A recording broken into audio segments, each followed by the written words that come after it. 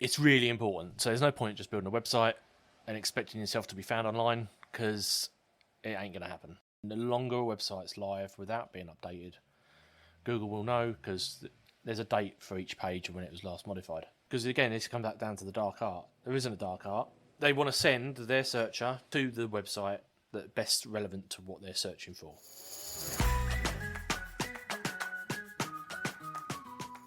Hi and welcome to Business Rainbows and Unicorns, where there's no such thing as failure if you don't try.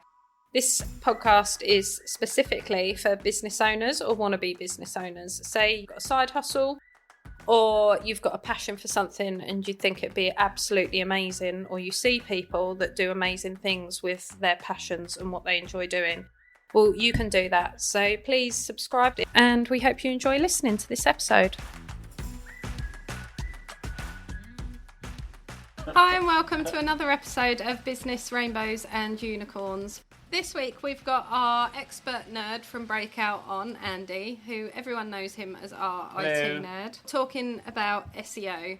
Now, if you're someone like me, you don't really know what SEO is, you get the emails to say, we can improve your SEO, but I know it costs an absolute fortune from some people, but it's a bit of almost a dark art. It's a bit like, in my head, a bit like coding, where you've just got people sitting in a dark room trying to figure it out. A bit like an algorithm, sorting out an algorithm, but who knows. So Andy's here too, or the nerd, as he's affectionately known as, to talk us through and explain a bit more about SEO. But don't let this put you off listening, because it's not going to be boring, we promise. But especially if you've created your own website, this will be really, really helpful for you to listen to. So, hello, nerd. Hello. So, start off for us. Explain to us, what is SEO? Right. So, SEO obviously relating to most things you do online, as in advertising, so Etsy and stuff like that comes into play. But more importantly, it comes into play where it's to do with your website.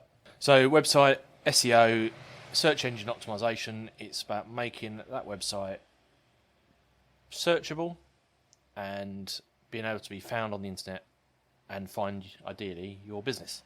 But I've created a website called Breakout. Mm-hmm. So it's there. So if people are searching Breakout, it will come up, surely.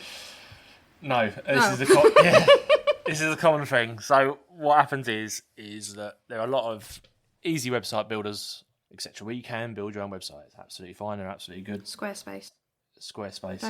Don't leave any out. No, and Squarespace. There's lots of others. We're not an advertising service, so we don't get paid. So we have to cover them all.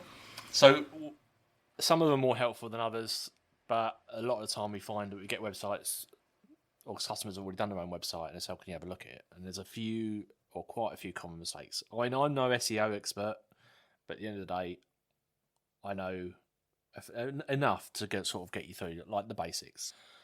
It's really important. So there's no point just building a website and expecting yourself to be found online, because it ain't going to happen. So the only way, if I create a website, people will find me by click my link in bio. So if I've got a Facebook page or Instagram, or they've got my business card, so they're directly putting my domain name into the search bar. Yeah. Other than that, if they're Googling, so this is more if they are Googling IT support or social media support, that's when it helps my website pop up. Is that what you mean? Kind of. They are good feeders, as you mentioned. Social media is a good feeder for your website. Google My Business, which we'll come on to later, is a really critical part of actually feeding your website. But it needs to be searched what they call organically. Now, you can find all that out if you've set up Google Analytics on your account, and you can see where your traffic's coming from for whatever period you're looking for. So you can see whether it's organic search, i.e. they found it via search term. You can find out whether it's a direct, i.e. they put the address in the address bar, or if it's come from social media and which social media it's come from, and you can see the peaks and troughs and stuff like that. So it's really good, but it's important that the website has to be able to stand on its own 2 feet. So things you need to consider is basically, what is somebody, so for example, normally not yourself, but have a think about how ideal client. Yeah.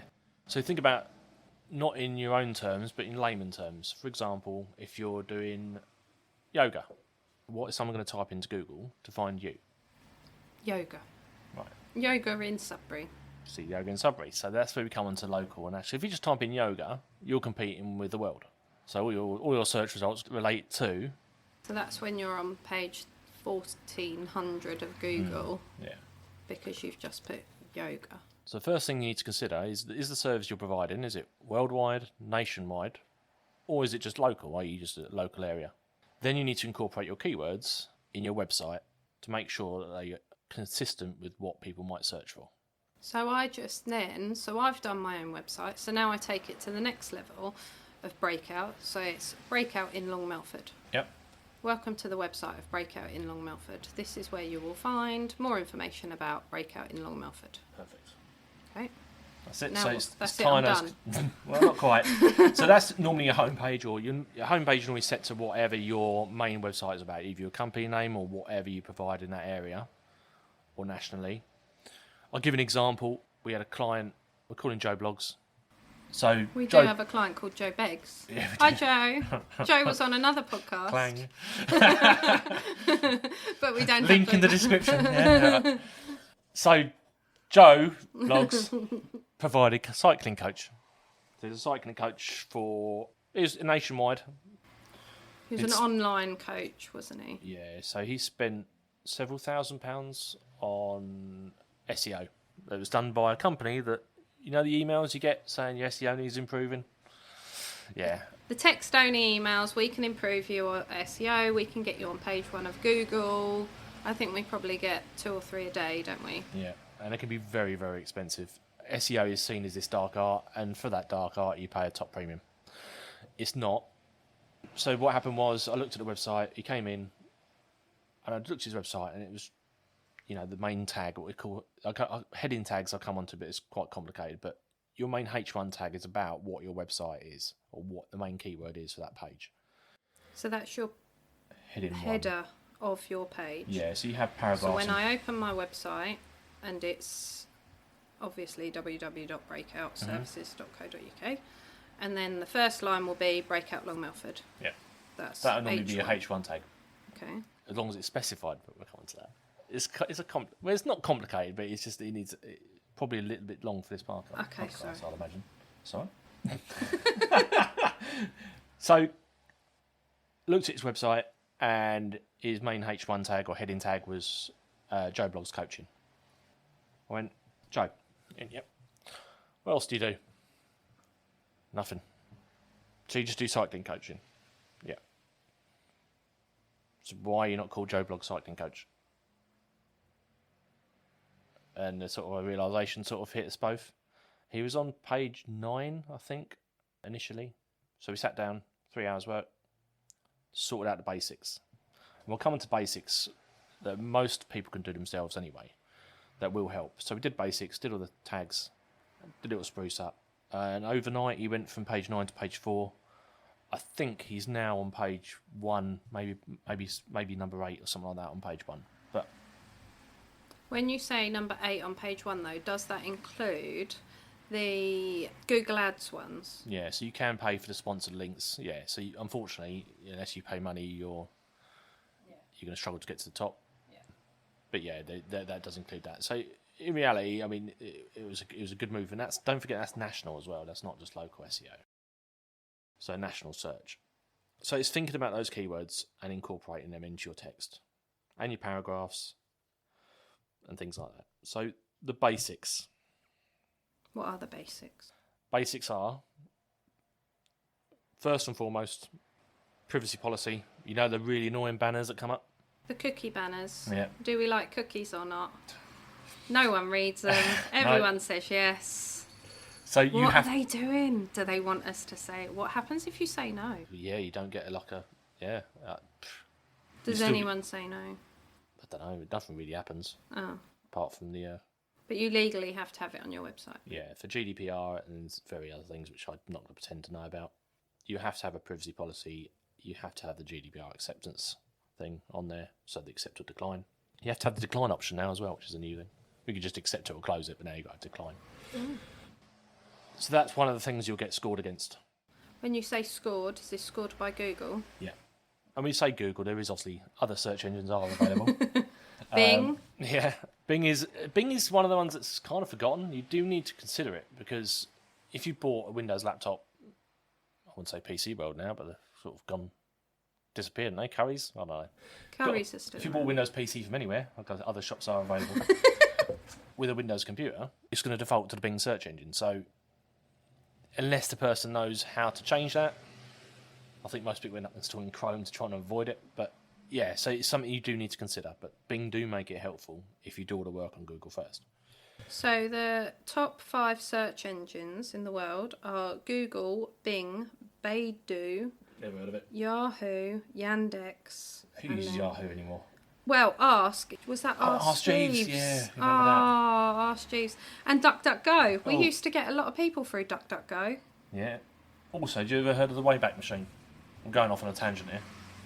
I don't know, I'm looking at Wayback Baidu Machine. You now. could basically go on there and you can type a website in, and it will show you the history of that website over the years. Oh, yes. Yes, Welcome. I've seen that. Baidu's looks Asian cat or crossing. Chinese. So that would be why it's up there, but we've never heard of it. Obviously, different countries have different Search preferences, I'm engines. guessing. But everyone uses Google. Yeah, I think if you stick with Google and Bing, you probably nailed it. So privacy policies, favicon. Now, do you know what a favicon is? No, but it is Ask Jeeves. It is Ask They've Jeeves. just dropped Jeeves. I know what a flavicon is, but that's because Favy. a Flava. Flavicon. No. Flavicon. No, it's favicon. Favicon. Or favicon. Probably saying it wrong. But Favicon. think of it as favourite icon. So when you save it to your favourites in Google, or you search in your browser, An icon associated with a particular website, typically displayed in the address bar of a browser accessing the site or next to the site name in a user's list of bookmarks. exactly. That's what a fav icon is. Yeah, so it's a small version of your logo, normally in a square, well, it has to be in a square format. Doesn't have to be too complicated, but again, it's something that's scored against. Privacy policy, your heading tags. So each page is made up of obviously a paragraph and headings.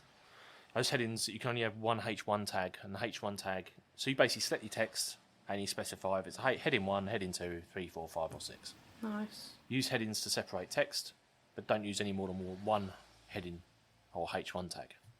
Alt descriptions. Alt descriptions. Oh, are they the alt tags? Yes. Okay. So every image on your website, so you only type in Google, and you What, type in, so you're looking for a picture. Oh, like Google image Yeah. search. So when you search for something and then you select on images. Yep. Yep. On there. So Google helps that out by all the websites that it's indexed. It's got those alt descriptions added to those images. Now, alt description, and you'll see it, and it's called various different things. I think Wix calls it describe this picture to Google. But it's called an alt tag, or alt description. You do need to sort of complete what that image is. So, but in terms of, it doesn't have to be fancy words. Nope.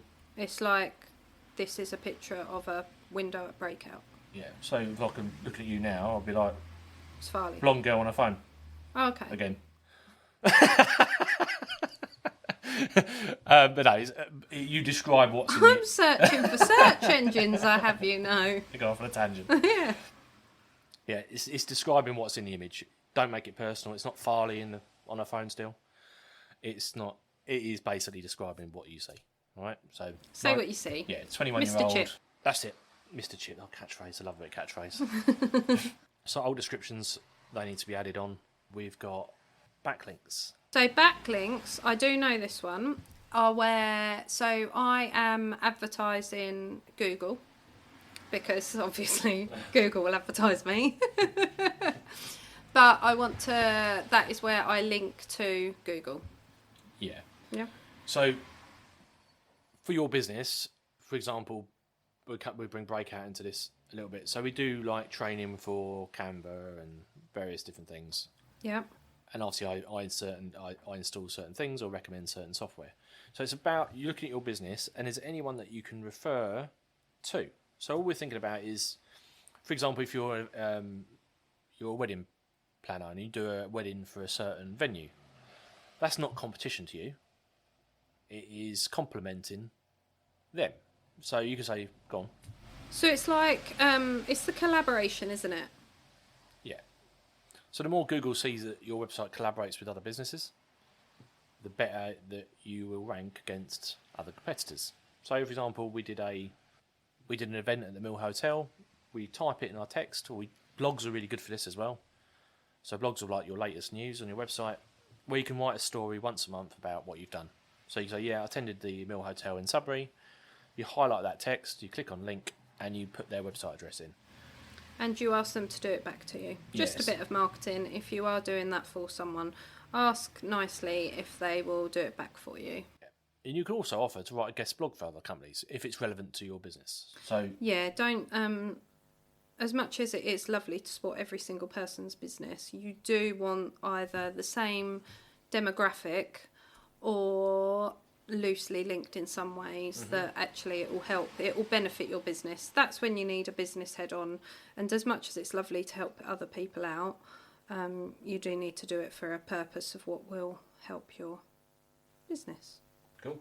So the internal pages also need to be linked to each other. So, for example, if you're talking about something like a special offer, have a button on that page that links it to one of your other internal pages. So yeah, it's important to link your internal pages. So this would be, and helps obviously with my social media and marketing head on, that I've written a blog post about Instagram. And then I can obviously link Instagram, link a couple of pages, Instagram pages or websites who I know do they've got really good Instagram feed. I can then turn it into an Instagram post and link it then back to my blog. So we've got links going all over the place. Yep. Link everywhere. Never have too many links. Just don't have so many links to other businesses without some coming back your way. Yes. Don't go nuts with it because they'll know. Now, there is a thing called a Google algorithm people talk about. It's the mystery. Apparently they change your A algorithm. bit like the Instagram algorithm, Yeah. dark art. I wouldn't get your head too messed up and all that. Just do your basics. See Well, I what think happens. it's the same. It will be the same as the Instagram algorithm because ultimately it's, you read through, so Instagram have just released the do's, don'ts, talked about shadow banning, hashtags, all the myths and legends. And it's quite a comprehensive thing of what the algorithm is, but it still boils down to make sure your content is interesting and relevant. Yeah. Because And at the end of the day, websites will be exactly the same. if your business is unique and you're doing it local anyway, realistically, you might not have that many competitors. So, for example, if you're doing carpet cleaning in Sudbury, how many carpet cleaners out there? Probably maybe a handful. Enough work out there for all of you. Then it's quite a healthy and easy one to do. Yep. However, if you're doing Nails. hairdressing, Hairdressers, yeah, nails, beauty. yeah, then you obviously have a bit more competition for that. Yes. So I've put down the do's and don'ts, but I think it's just one of those things. Don't become, what's the word when you become lazy? Not lazy. Lazy. Like complacent. That's the one from the man in the background. Sound man. Yeah, so complacent is... As in complacent of you set your website up and then forget about it. Exactly.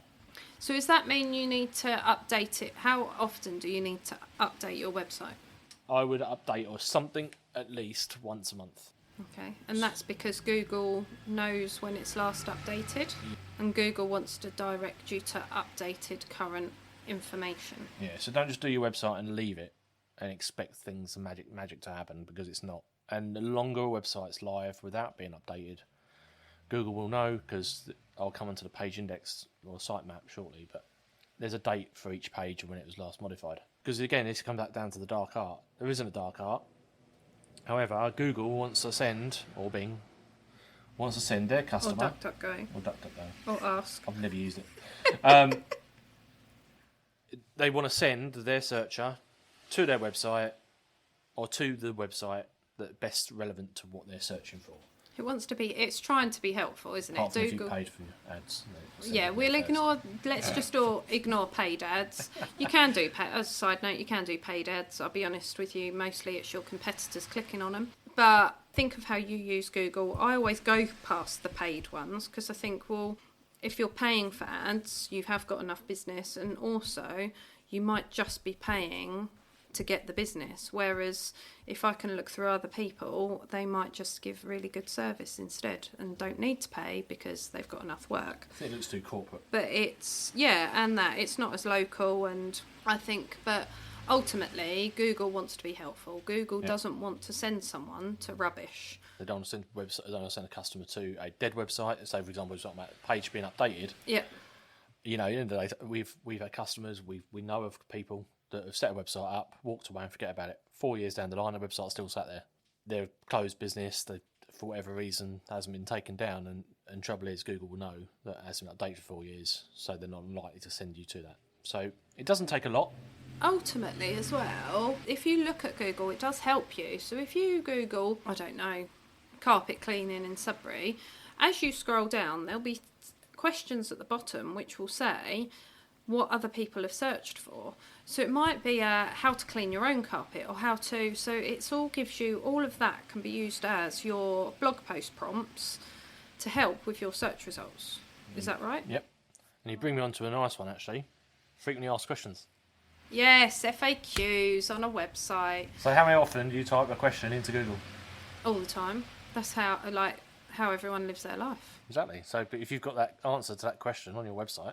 So we regularly, when we do have people come in to do their websites, we always say about frequently asked questions, and we always try, and I do similar on social media, because we will always ask what are they asking for. So whatever your customers are asking for, that's the answer you want to give in terms of, and it might be free advice or information. We could use doing a podcast as an example. Between the nerd and I, we could Google and find out how to do our own podcast. We could buy all the mics, the cameras, all the equipment, all the software. However, now we know what to buy.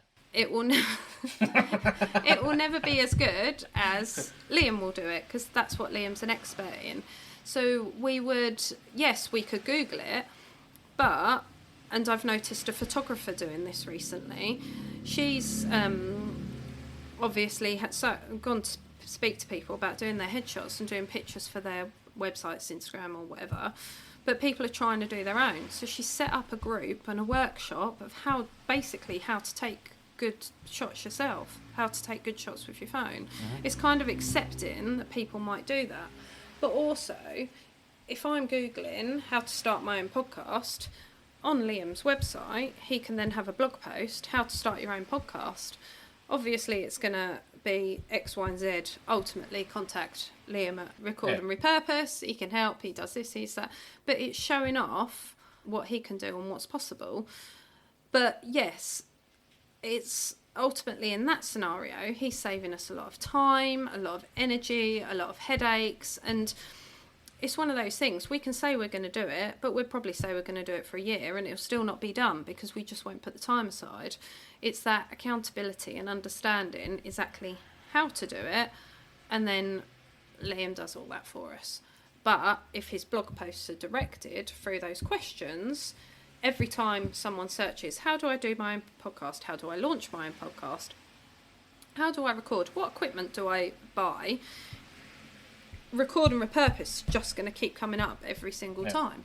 So it's like, I think I'm being thrown a sign now. Maybe I shouldn't do it myself. But it's like what we're doing now, isn't it? What is SEO? I mean, we could be all sneaky beaky about it and go, well, you really need to, like an email. Yeah. Oh, you need to look at your search engine. We've looked at your search engine. We've looked at your website. Yeah, I mean, you need your SEO. SEO's Come rubbish. and see me and spend money. Yeah. But at the end of the day, we're not like that. We never have been, never will be. We are here to help you, especially the small businesses, grow with us. And obviously, it gets to the point where you go, do you know what? I can't get my head around it. Come and do it for me. Well, yeah, of course I'll do it for you. But we can also teach you to do it. And part of the reason for this podcast is if you can listen and listen again, apart from our bump fall in the middle and our chat, it is giving you tips and ideas of how to do it yourself. So it is possible to do it yourself. I haven't put something on here that I should have done. Domain names. Ah, yes. Yeah, domain names. Right. A domain name that makes sense, you mean? Yeah. Keep it simple. Don't give that person a headache at the other end to try and type in your domain name to find your website, especially if they know what your website address is. To type that in, a nightmare. Yes, it could be the longest domain in the world. Yeah, yes, it can be your company name. Yes, if you're lucky enough, the service you provide, and we provide it if you're doing local. Carpetcleanersudbury.co.uk. You're already winning, aren't you? But yeah, brand it under your company name. If you've got a long company name, abbreviate it. Pull the SEO in somewhere else. There's no set. You want to be looking at 16 characters maximum, I'd say, for a domain name.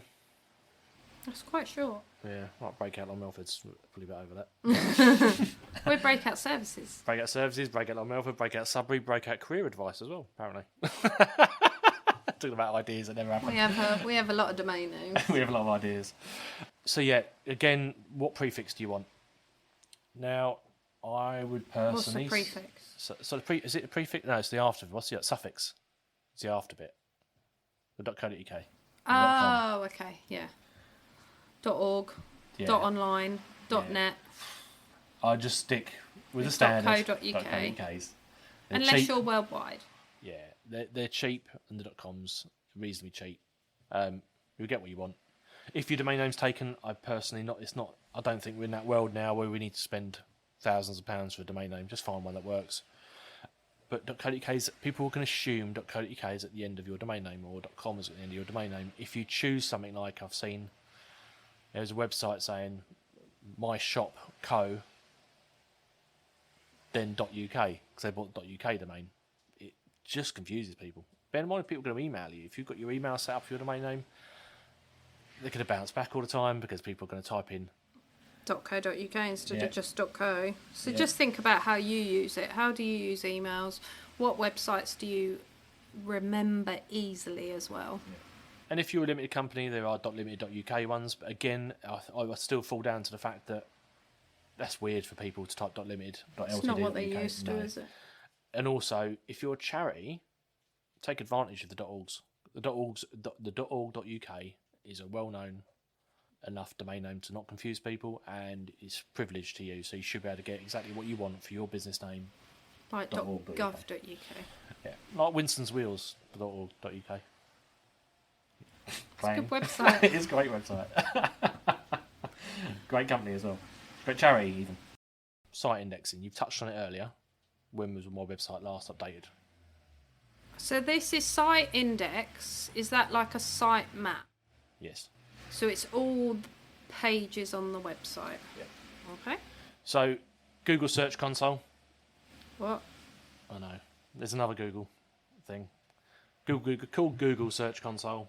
It is basically once you've done your website, if you're using Wix, if you're using GoDaddy, just type in Google, where is my GoDaddy sitemap, and it should tell you exactly where the link is or how it's suffixed to your domain name. Normally, it's something like yourdomain.co.uk/sitemap.xml, something like that. So that file is generated. So every time you create a new page on your website or create a new blog, create a new anything or new product, it automatically adds it to that sitemap. On your website? Yes. Or on Google Search Console? Well, come to so we're talking about sitemap at the moment. Okay, So, I'm still on my website. Yeah, it's still a website. It's your domain name.co.uk/sitemap. So that file gets updated every time you add a page. Now, if we forget site indexing and sending it off to Google, Google will naturally find your website. After a period of time, it will stumble across you.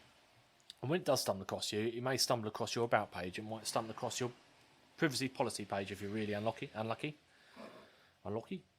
It's normally well hidden. Yeah, and it will fall across that, and it'll go, yeah, okay, I found a page. It ain't going to go looking for all the others. It's just going to fall across it, index it, and then carry on. So when someone type in your website and they do not have, weirdly enough, find your privacy policy page, they fall onto your privacy policy page, which you don't really want a customer entering in on. That's a bad example, but you get my idea. I'm emphasising. So you want them to find the home page first. I think most people, depending on your business, it's home page, price list. That's what people want to know or about. Yeah. What do you do? What's the prices? So we want How do I contact you? Speed up that process. We don't want Google to go and do the hard work. We want Google to know who we are, where we are, and it's actually us that's doing it. So the thing called Google Search Console is that basically you go on there with your Google account, or if you've created one for your own domain name, but you log into your Google account, you go to Google Search Console, and then you basically say, yes, I've got a website, you add it, and then you do is you copy and paste the link to your sitemap into the sitemaps section of that Google Search Console. It will pick it up and Is it will this analyse. quite easy for someone to do? Yeah, oh yeah. It's really straightforward. I mean, there's so much help out there as well. I'm a See bit more available. lost, but... Yeah, so it's very simple to do. If you haven't got time or don't want to do it, then just give us a shout. Cup of tea, probably take me 10 minutes. So it's not a big job. No. It's not complicated. Nope. Okay. So you submit that to Google. So that tells Google all your pages of your website, and it can index them all, which obviously gives you a lot more exposure than what you normally would have. Now, Bing, we've mentioned earlier. Don't forget about Bing. Yeah. Bing has a similar thing called Bing Webmaster Tools or something. They're trying to be techie with it. Webmaster was a term used in the 80s, I think. Webmaster. Yeah, you used to have to have one for every company used to have a webmaster. Yeah. Yeah, that's good out the window. No now. one knew what they did. No, who knows if we sit in cupboard still. I'm banging my cup around. Yeah, so go on to that. You can sign in with your same Google account, and then you can import from Google Search Console. So you don't even have to do any more work. Just go on there, import from Google Search Console. It'll pull the information over, analyse it. Cat passing. Nice. Yeah, so easy peas. And then you've got both search engines covered, and the others.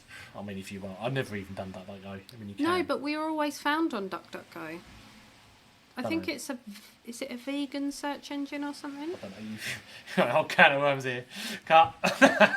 Up. No, I Give me your just want phone. to. No, because I don't want to give out fake information. But I remember you asking. We haven't been going long, and you said to me, I know what it is. It's a privacy-based. privacy simplified. Yeah. They're on their website. It says, "Stop creepy tracking from Facebook and Google." DuckDuckGo's powerful tracker blocking stops most trackers before they even load, evading hidden data collectors and speeding up websites. I mean, I have my opinion on. I'm not sure about tracker. I don't No, really I have my understand opinion all on. of that. Certainly, I have an opinion on cookies. I have my opinion on privacy. I mean, realistically, cookies, they collect data about what device you're using and where you like to go. It's all for the benefit of having a better user experience and finding what you want quicker. There may be a sinister side to it, but at the end of the day, if I go on my computer and I find what I want quick enough, I don't really give a monkeys where the stuff's going or what who's doing what with it, as long as they got No, and I don't think people. I mean, it's a whole nother conversation about how people get your information and contacting you for scams. But to be fair, if you just want to search for something, we pretty much say Google it. Yeah. We don't say DuckDuckGo it. That's too much words, isn't it? That's too much. Here we go, what? So, Google My Business. Yeah. I'm going to incorporate this into SEO. It's not really SEO, but it's an important part. Of searching. Yeah. So Well, when coming up on Google once you're searching for something. get your website sorted first. Obviously, it really helps if you put your address on it as well. So if you put your business address on the website, it makes your verification for Google My Business. Literally click of a button. What if I don't want my address? Just remove it afterwards. Sure, it'll be fine. If you don't have your address on there, it asks, I think it sends a postcard to your address. Sometimes they turn up, sometimes they don't. No, okay. So Google My Business is, when you type in the Google search term, and Bing as well, because they do have it as well. It's called Bing My Places. Not as good. But basically, you type in what you're looking for, carpet cleaner, Sudbury, and on the right-hand side, or sometimes at the top, and on Google Maps, you will see pins of businesses, and you'll see like a profile of a business. Yeah, so Google My Business, that little profile page you see on the... Sorry, motorbike. Profile page you see on the right, or sometimes in the middle. It's not a sponsored link, it's not paid for, it's free, and it's basically describing what your business, who you are, what you do, you know, all relevant stuff that people want to find. So Google provides for free. Go to Google My Business. If you just type that into Google, it will take you to the page. Log in with your Google account, and then create your profile. Call it your company name. Sometimes useful if you put on the end of it what you do as well. So, for example, I did one the other day. So it was a company name that didn't have anything to do with what they were selling or what service they were providing. So put that company name. Yoga. Oh, sorry. You mean the company name didn't include yoga or whatever it was? Yeah. Right. So okay. it was Sorry. blah blah. That was it. And like, well, blah blah yoga. Very Stebbins. Just word out. If you get away with it, it works. You can put your description in. You then put some pictures. Put some pictures in. I mean, the amount of times I see that don't have any pictures or logo set. Put your pictures in. I always assume the business is closed if it's like half a Google My Business set up. If there's no information, pretty much name and something else, I just assume they're not going anymore. Just check it out. Make sure it looks nice. It is probably one of the ones that customers are going to see first. Directions on there if you've obviously got a business location. Website, add that on. Add a telephone number so you can click to call. Put all that information in. Obviously, once you're verified, if it's got a website and it links to it, it will happen within a few minutes. If it's not, then it has to obviously go for the postcard scenario, or sometimes even doing a video. To like stand outside your house and video your van if you're a plumber or whatever, and it's a bit of a pain. But then it does prove that you're there, and it just doesn't. It's not like an Instagram account. Anyone or Facebook page, anyone can set up an Instagram or Facebook page. You don't need to prove that you're a legit trading business. So yes, it's annoying. But it's a bit like two-factor authentication on stuff. Mm-hmm. It's annoying, but it is there for a reason. Yep. And that's coming from someone that doesn't like rules. So from that alone, once you've done your Google My Business profile, you'll see there's an option there to share your review link or share your link to reviews. So Google My Business works, and it works so much better when you get customers to leave a review on Google. They do need to have a Google account, but don't worry about that. But just hammer everybody that you can, legitimate customers, to leave a review. To leave a review for you. The more stars you get, the more positive reviews you have, the more likely it is that you're going to rank above other people in your area. And also, it's a great feeder for your website. So we have one of the customers, well, several. We think about us personally. We get about 1,500 impressions a month. Impressions are that people have seen our business profile page, and we get about 400 click-throughs a month, so people clicking on the website. You can also see how many people click the call button, so you can see how many phone calls you get, and we normally get about 30 to 50 a month as well. So you think just that alone can sometimes actually be as much traffic as what your website would be getting. So like I say, it's one of those things. It's convenience for people. People can go on there and do it. You've got to think that most people are used to using something like Amazon, where they click and buy. Mm-hmm. So if they can click and find out what they want to do, I was thinking about Amazon yesterday, really, in the car. Wow, how exciting for you! How big they've come. Everything is Amazon now, isn't it? You can do you know why? Because it's bloody convenient and turns up next day. Yeah. And realistically, do they have any problems? Not really. No. Returning items. I've had no time I've done it. It's happened instantly. Yeah. It's not a paid ad by Amazon, but if you do want to just drop us a donation, then feel free. Buy local, don't use Amazon. Other online shops are available. But yeah, it's that convenience, like you say. People go on their phone, people go on Google Maps, find me a hairdresser, comes up, book, click, call, done. Now, Bing, we have to incorporate it because, God, is there any Windows phones out there anymore? Don't think there is. There used to be old Nokias. There probably is. Is it not all Androids on that? I think there's, sadly. So, yes, Bing needs to be incorporated as well. Bing My Places, go onto there, log in with your Google account, and you can import your Google My Business over to Google Bing. Google Bing. Google, oh my God. To Bing import My Places. Google to Bing. Bing My Places. Right, yeah. So again, it saves you a bit of time, but I think because Bing had maybe said, well, maybe we need to help out Google. Make ourselves a little bit more convenient. One that does really get forgotten, it's really, really good. Apple.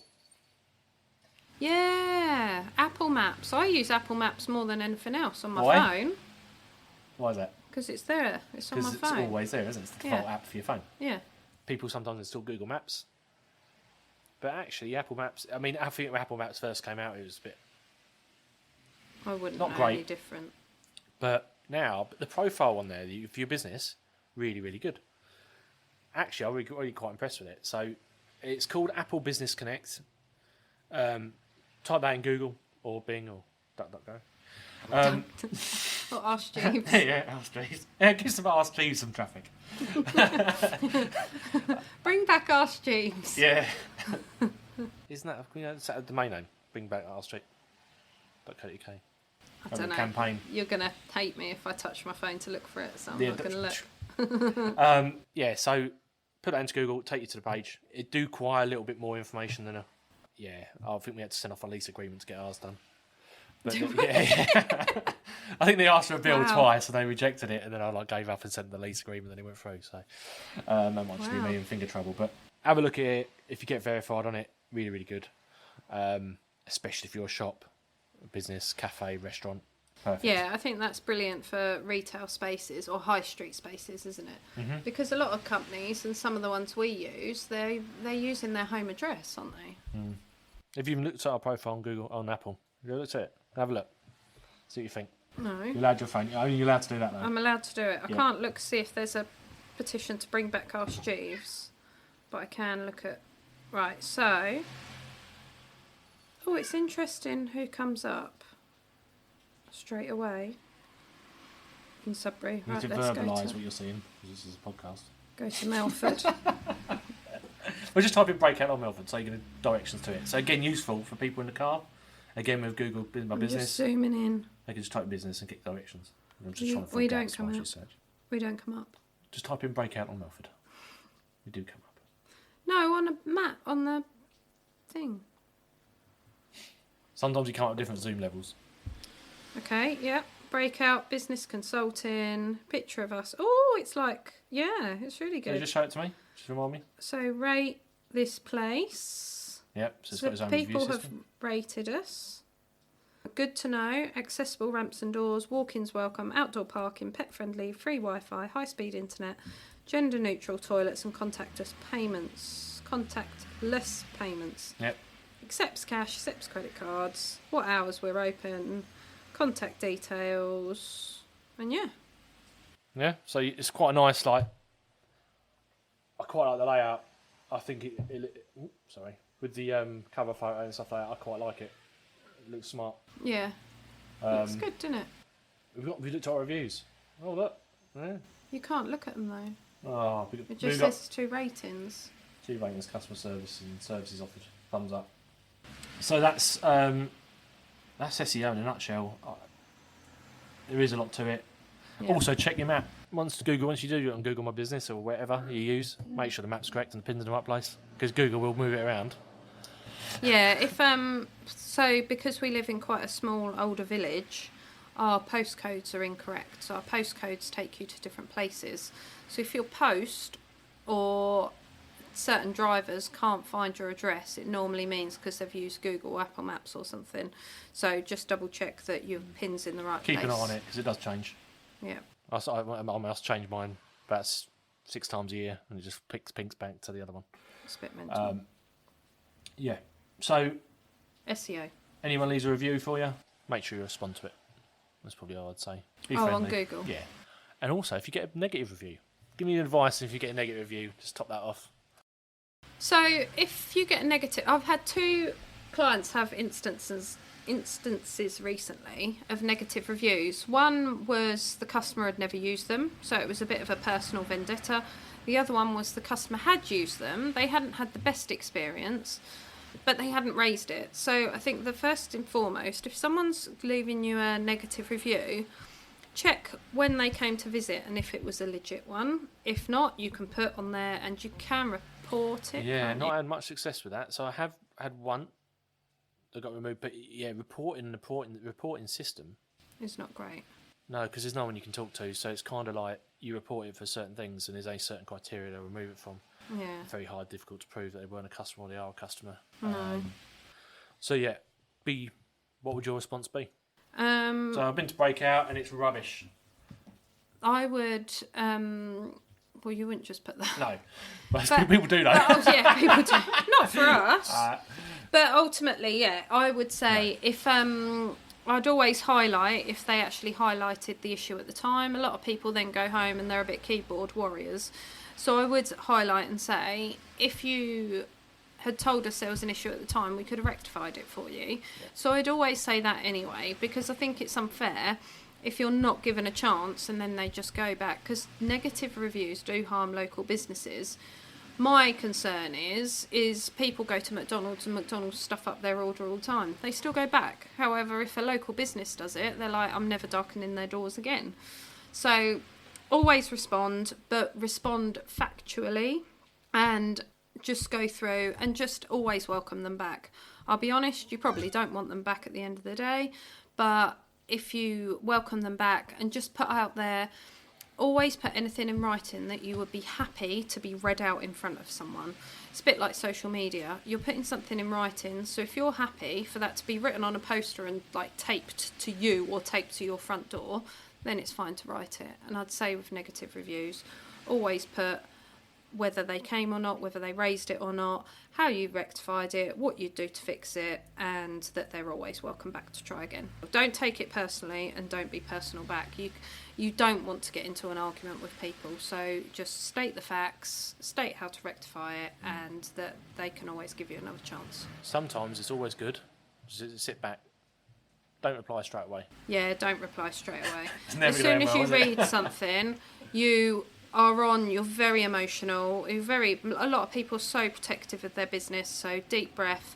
And if you need to, ask someone else to either check the reply or actually write the reply for you, explain the situation, get them to do it. But yeah, don't fight fire with fire. So. No. And what would you want to read? So if you looked at that review, and people do look at the negative ones, what are you, as a customer, if you're looking to shop there, what are you going to want to see? Yeah, you're not going to want to see an argument, are you? No. So, I know a little bit extra there for SEO, but you got anything else you want to add? I don't think so. I feel like I think SEO scares people, and a lot of people are like, yeah, I've heard of that. Don't really get what it is. So hopefully it's helped you out a bit of understanding a bit what it is, whether you need it, which if you do have a website, or even on social media, because it's relevant for social media too. And Etsy as well, yeah. And Etsy, because all of those come up on Google or Bing. So we're going to go off and see if we can help bring back our Steves. Yep. Thanks for the nerd for coming on to explain that for us. And as I said earlier, there's quite a few points in there. So if you need to, highlight the times of when we were talking about it and go back and try on that on your own business. If you have got any further issues, give us a call or drop us an email, and we are here to help. We can help remotely as well as if you want to come in. So if you're not even in local to us, I can do Zoom calls or other, like FaceTime and all the others. Yeah. And I think if it's just stopped somebody from pushing that button and spending $3,000 upwards to get their SEO done because they promised the world, just have a look at it. Just try and just see what you've got and how or against that list, and how you can obviously look to see if you've done the basics. Yeah. Feel free to come in or give us a ring. And to be honest with you, even when you have done it, you still get the emails, because unfortunately there are still people out there that want you to spend thousands with them, and they probably won't do there's basically a lot of scammers out there for small businesses or businesses in general. So yeah, just check their credentials. I thought of one more. If you've got a phone number on your website, make sure you can click it to call. Nothing worse.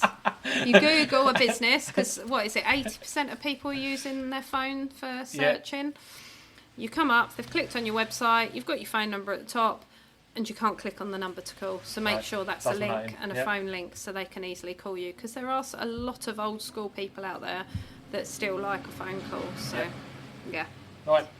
Okay, thanks for listening, and thank you. Please sign up and subscribe. Please share this with other local business owners. Our main thing on all of this is just to stop small businesses or businesses in general spending money that they really don't need to, or spending a lot more money for something that it should not cost that much. So just make sure you shop around, check with others, and if you've liked this podcast, there's going to be others about websites and other online services. So please sign up, subscribe, and listen to the next episode. Take care.